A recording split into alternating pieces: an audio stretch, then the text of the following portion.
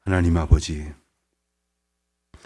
저희가 하나님의 인도하심 가운데 있음을 이 아침에도 확실히 알게 하여 주시고, 또 그 인도하심을 인하여 기뻐하며 주님을 입술을 벌려 찬송을 하며 마음을 다하여 주님을 저희의 삶 가운데의 주인으로 인정할 수 있는 이만큼의 믿음과 특별히 이처럼 기도할 수 있는 여건을 허락하여 주신 것을 감사합니다. 어떤 경우에는 우리 몸이 약해서, 또한 마음이 흔들려서 세상에 있는 여러 가지 요란한 소리와 난리 가운데에 우리의 형편이 참으로 어지러워서 주님을 바르게 찬송하고 온전히 기도하지 못할 때가 참 많으오나, 이처럼 주의 은혜 가운데에 살게 하여 주셨으니 이 하루가 오직 주님을 온전히 영광 돌리는 기쁨 가운데에 고백하며 살아가는 날이 되게 하여 주시옵시고, 또 저희가 살면서 겪게 될 여러 가지 종류의 어려움과 그 시련과 환난을 주님께서 약속하신 그 은혜를 소망하는 가운데에 넉넉히 견딜 수 있도록 은혜를 베풀어 주시기를 간절히 기도드립니다. 아무리 보아도 이 땅은, 저희가 살아가는 이 세상은 참으로 부조리하고, 그리고 무엇보다도 어지럽고, 그리고 요란한, 우리를 유혹하고 우리를 괴롭히는 여러 가지 이야기들로 가득한 것을 저희들이 느낍니다.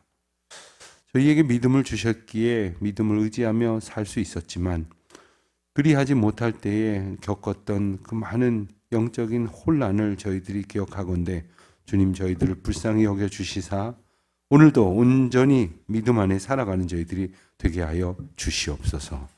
하나님, 특별히 간절한 마음으로 주님 앞에 기도하는 제목들이 있습니다. 어떤 일들은 정말 주님 의지하여 넉넉히 겪어야 할 것인데, 겪으려고 하며 주님을 의지하기보다는 그저 피하려고 때를 쓰는 것이 때로는 저희들에게서 보여지는 어리석은 모습일 것입니다. 주님이 인도하시는 그 은혜를 잘 깨달아 주님께서 저희들로 하여금 알게 하시는 은혜를 놓치지 않는 시간들을 살게 하여 주시옵소서.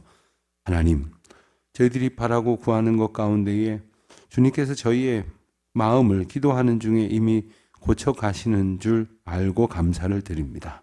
저희가 기도함으로 저희의 형편을 준비하여서 하나님께서 응답하신 은혜를 누릴 만한 때를 만드시고자 하심을 또한 알게 하시니 감사합니다.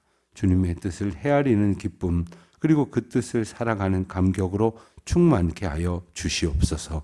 하나님, 건축 중에 있는 저희 교회가 예배당을 지으면서 갖게 되어지는 그 많은 은혜의 감격을 일평생 간직하며 교회를 통하여 베푸신 은혜가 모든 교회의 구성원들에게, 그리고 모든 성도들에게, 우리 어린이들에 이르기까지 충만히 흘러넘칠 수 있도록 은혜를 베풀어 주시기를 기도드립니다.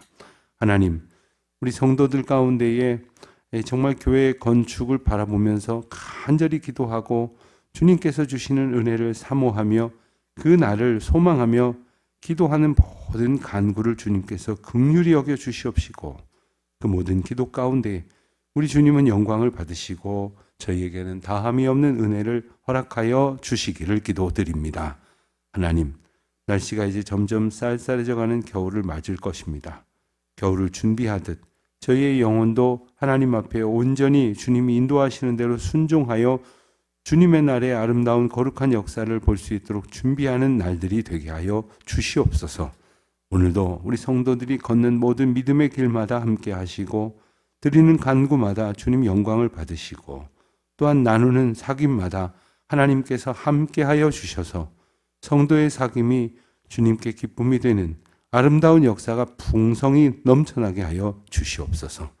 특별히 아직도 계속되고 있는 그러한 세계 곳곳의 전쟁과 기근과 가난 속에서 어려움을 겪고 있는 그 많은 분들을 저희들이 간절한 마음으로 기도하며, 또한 주님께서 우리 모두를 불쌍히 여겨주실 것을 간구할 때에 저희와 이 세상에 베푸시는 은혜를, 그리고 긍휼을 보는 이 하루가 되게 하여 주시옵소서.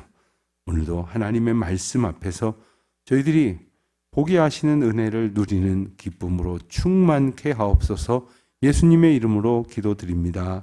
아멘. 요한계시록 4장을 봅니다. 요한계시록 4장 1절로 4절까지 말씀. 요한계시록 4장 1절로 4절까지 말씀 우리 한 목소리로 함께 봉독하시겠습니다. 이 일 후에 내가 보니 하늘에 열린 문이 있는데 내가 들은 바 처음에 내게 말하던 나팔 소리 같은 그 음성이 이르되 이리로 올라오라. 이후에 마땅히 일어날 일들을 내가 내게 보이리라 하시더라. 내가 곧 성령에 감동되었더니 보라, 하늘에 보좌를 베풀었고 그 보좌 위에 앉으신 이가 있는데 앉으신 이의 모양이 벽옥과 혹보석 같고 또 무지개가 있어 보좌에 둘렀는데 그 모양이 녹보석 같더라. 또 보좌에 둘러 24보좌들이 있고 그 보좌들 위에 24장로들이 흰옷을 입고 머리에 금관을 쓰고 앉았더라. 아멘.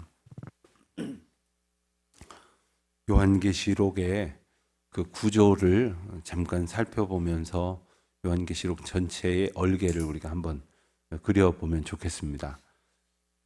어떤 책이든 간에 어떻게 서론 혹은 본론, 결론 혹은 기승전결 혹은 서론과 결론 사이에 중요한 주제들을 몇 개로 다루고 있는가, 이 정도의 주제만 알고 보아도 이 맥락을 꿰뚫기가 참 좋을 것입니다.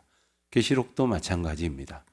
계시록의 맥락을 이해할 때 우리가 1장을 보아왔는데 1장은 이제 서론에 해당이 된다고 할 수 있겠고, 또 2장과 3장을 우리가 보았을 때 그 두 장에는 7교회에 보내는 편지가 기록되어 있었습니다. 그리고 이제 4장과 5장에는 하나님께서 우리에게 보여주시는, 요한을 통해서 계시로 보여주시는 천국의 모습이 그려져 있습니다. 그리고 이제 6장부터는 구체적으로 이 세상에 임할 심판의 내용이 기록되어져 있습니다. 그런데 많은 분들이 잘 이해가 안 되면서도, 보아도 무슨 말인지 알지 못하면서도 6장 이후의 말씀을 보면서 두려워하는 경향이 많습니다.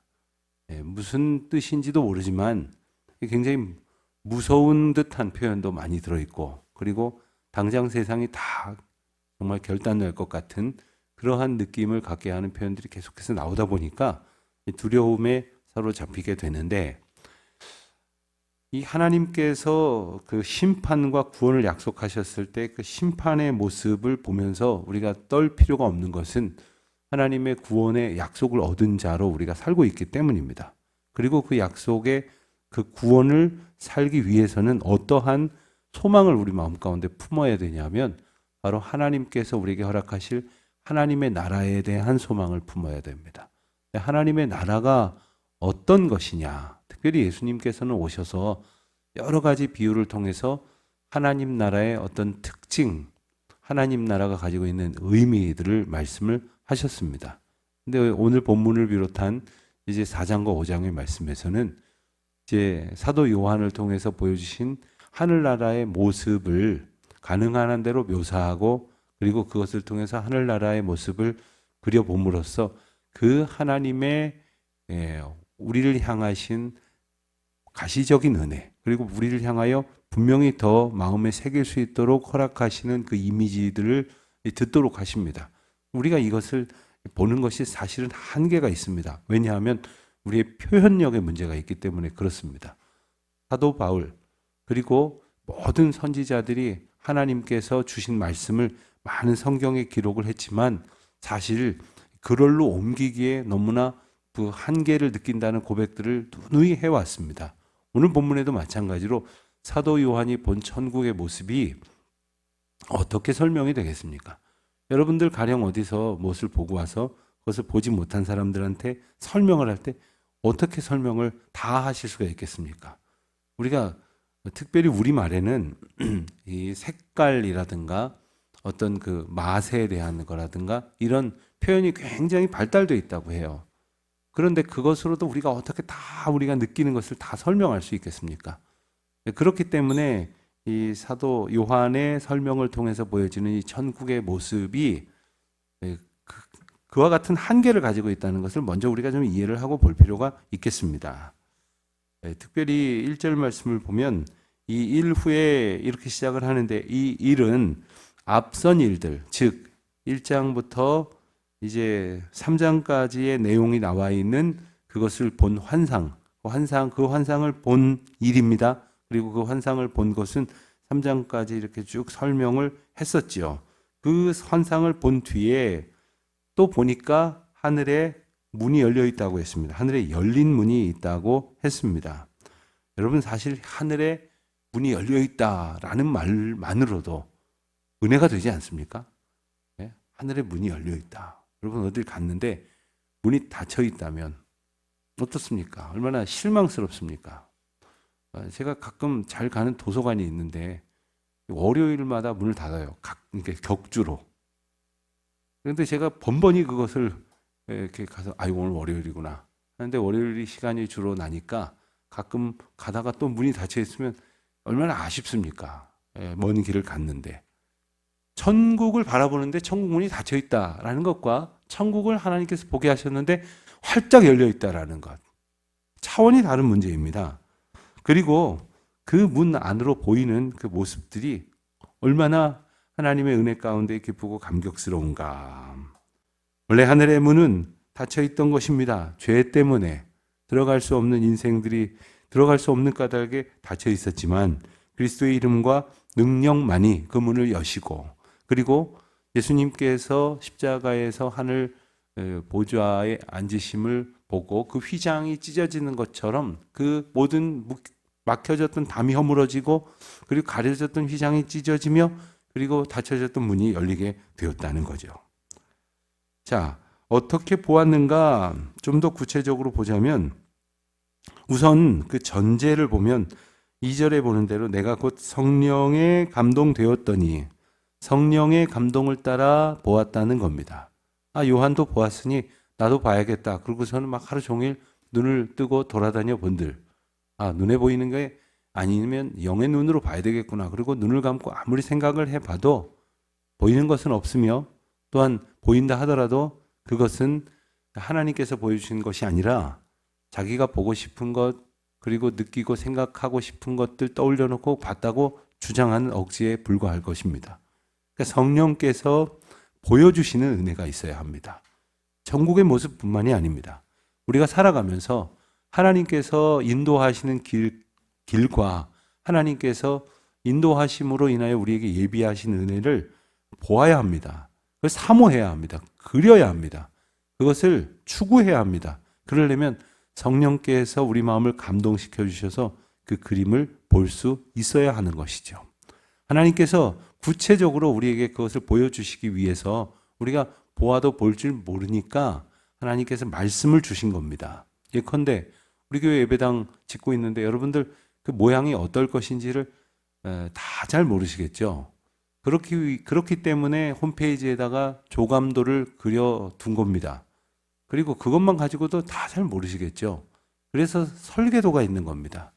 저도 제 방에 설계도가 두툼한 게 한 권이 있는데 그걸 아무리 봐도 사실은 다 그려낼 수가 없습니다.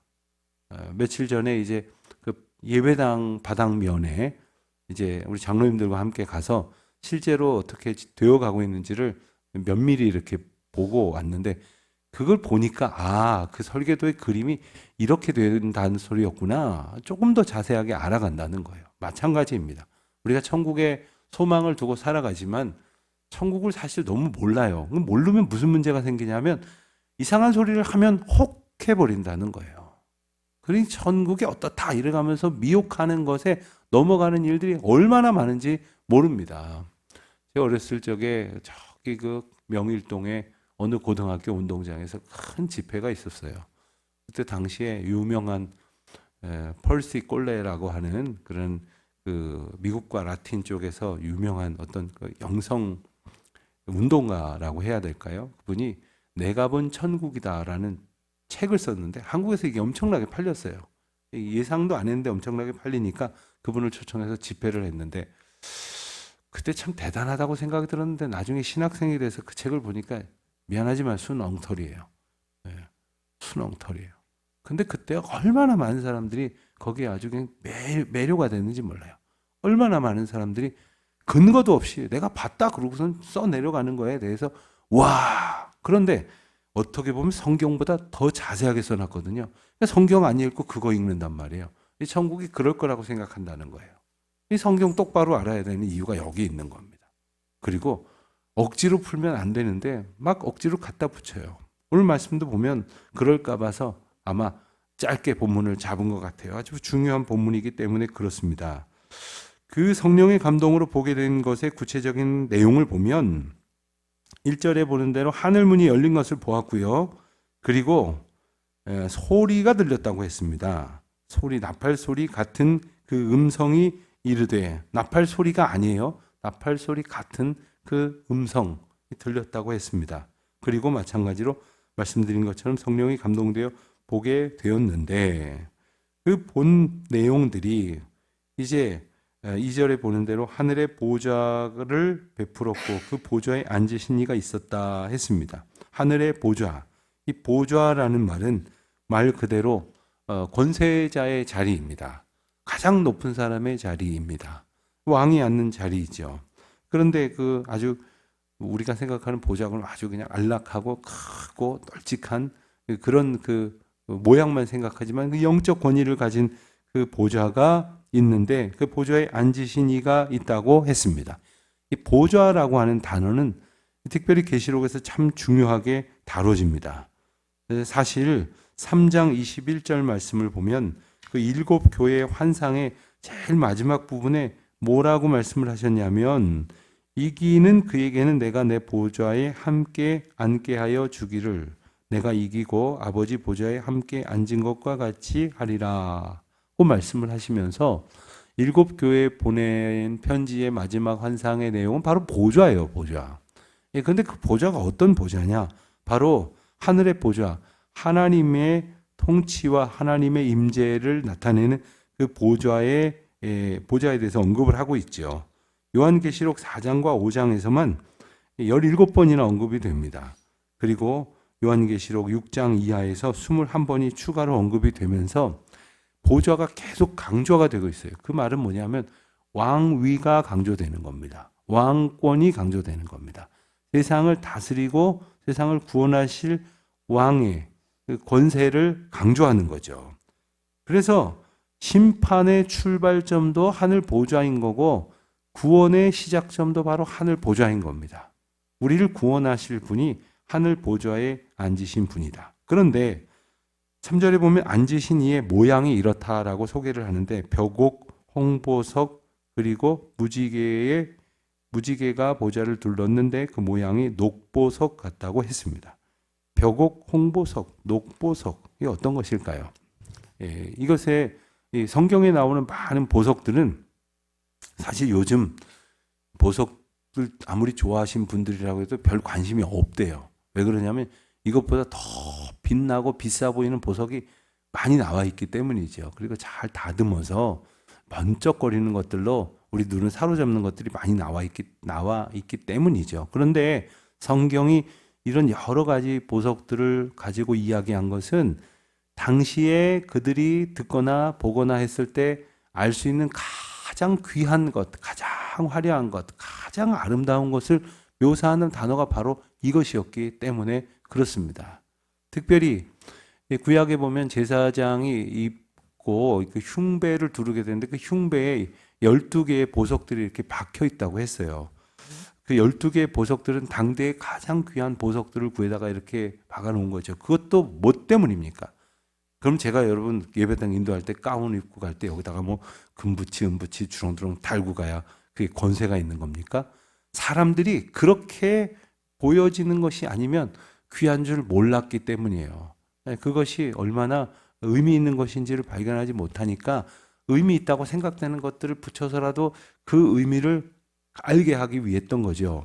오늘 본문에 나오는 보석들도 마찬가지입니다. 벽옥은 옥은 옥인데 아주 푸른 빛이 나는 것이고, 또 홍보석은 오렌지 계열의 빛이 나는 그러한 붉은 빛이 나는 돌이고, 홍보석은 특별히 대제사장 흉배에 박혀있던 12보석 중에 첫 번째로 언급되는 그런 겁니다.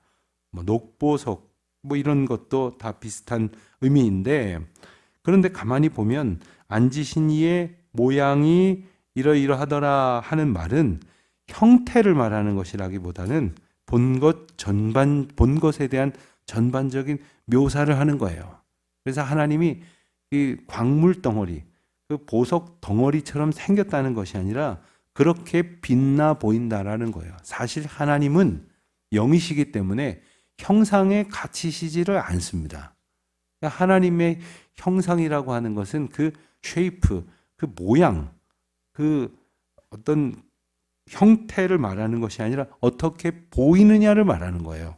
이렇게 빛나게 보이는 것, 하나님께서 당시로서는 설명할 수 없는 가장 귀한 것들, 아마도 요한은 이것을 다 설명할 수 없을 거예요. 우리가 어떤 와서 보고 들은 것을 누군가에게 또 설명을 하려면 한계가 있는 것처럼 이 하나님의 형상에 대한, 하나님의 모습에 대한 설명은 또 이와 같이 어려운 것이 있는 거죠.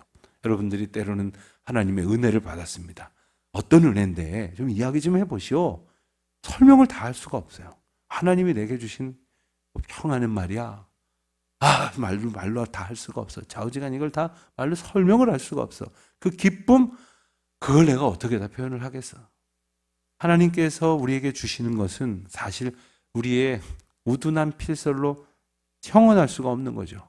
그런데 이것을 이만큼이라도 보고 이만큼이라도 전해서 이만큼이라도 알게 하시려는 말씀이 바로 오늘 본문인 것입니다. 보좌에 둘러있는 것은 24보좌라고 했습니다. 그리고 그 보좌 위에 24 장로들이 흰 옷을 입고 금관을 쓰고 앉았다고 했습니다. 이제 이 보좌에 앉은 24 장로들에 대해서는 내일 좀 더 자세히 보겠는데 그들의 모습을 두 가지만 살펴보겠습니다. 우선 흰 옷을 입었다고 했습니다. 또 머리에 금관을 썼다고 했습니다. 우리가 앞서 7 교회에 보낸 편지를 보았을 때 4대 교회가 참 책망을 들었지만 그 4대 교회에 하나님께서 약속하셨을 때에 왕이 앉는 자리, 그리고 이기는 자의 자리에 앉는 사람에게 흰옷을 허락하겠다고 말씀하신 바가 있습니다. 그러니까 여기서의 흰옷은 바로 왕에 앉는 자리에 앉을 만한 하나님이 택하여 세우신 자들이라는 뜻을 가지고 있는 겁니다. 그리고 이기는 자들, 하나님의 영적인 권세를 힘입어서 우리가 이 세상 가운데 살아갈 모든 영적인 싸움을 넉넉히 이길 자들, 이기게 하신 은혜를 얻은 자들이라는 뜻입니다. 머리에 금문관은 어떻습니까? 관은 관인데 금으로 둘러진 관을 쓰고 있다고 말씀을 하셨어요. 마찬가지로 7 교회 중에 라오디게아 교회에게 말씀하셨을 때에 하나님께서는 이기는 자에게 보좌에 앉게 하시고 관을 씌우시겠다고 말씀을 하신 거예요. 그러니까 우리는 그냥 이런가 보다 하는데 이 7 교회에 보낸 편지들의 구체적인 내용을 머릿속에 그리고 있다 보면 7 교회에 하신 약속과 천국의 모습, 그리고 하나님의 보좌 주변의 모습들이 이렇게 맞아 들어가는 것을 보게 되는 겁니다. 그때 하나님의 약속이 여기서 구체화되고 있고, 그리고 그 약속이 성취되고 있구나라는 것을 깨닫는 것이죠. 말씀을 보면서 그 말씀이 이끄시는 대로 하나님의 나라를 소망하는, 여러분 우리가 원하는 어떤 세상을 머릿속에 막 그려놓고 하나님께서 이렇게 해주시기를 바란다고 막 생각하다가 하나님의 나라를 이룰 것이다라고 말하면 안 돼요. 그런 것들은 우리의 생각이나 우리가 가지고 있었던 모든 이미지들, 바라는 것들 다 내려놓고 하나님이 내게 이끄셔서 영광 받으시고 내게 기쁨과 평안을 주실 그 나라, 그 백성 되기를 소원하는 마음이 오늘 우리 가운데 있기를. 그래서 이 세상에 우리가 아주 그냥 집착하고 그거 놓치지 않겠다고 그렇게 아둥바둥하는 것이 아니라 기꺼이 놓을 수 있고 오직 주님의 은혜의 나라의 백성이 되기를 소망하는 마음으로 이 하루를 넉넉히 살아내는 우리 모두가 되시기를 주의 이름으로 축원드립니다. 하나님 아버지, 천국을 소망하는 자로 저희를 부르시니 감사합니다. 어리석은 자로 세상 미혹에 휩쓸리는 자 되지 말게 하시고 오직 주의 말씀에 기반하여 약속하신 말씀 붙들고 천국을 정말로 바라보고 소망하는 주의 자녀들 되게 하옵소서. 예수님의 이름으로 기도드립니다. 아멘.